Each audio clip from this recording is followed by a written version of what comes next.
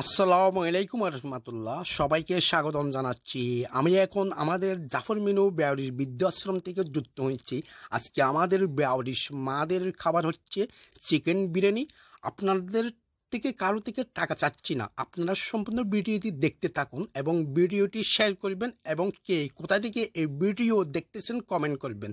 আপনাদের আশেপাশে কোনো সুবিধা বঞ্চিত বেয়ারিশ মা যদি থাকে তাহলে আপনারা আমাদের সাথে যোগাযোগ করবেন।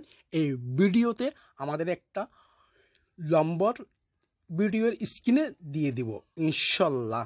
এবং এই অনেক লোকজন আমাদের কাছে ফোন দিচ্ছে দৈনিক টাকার বিনিময়ে তাদের মা এবং বাবাকে রাখার জন্য।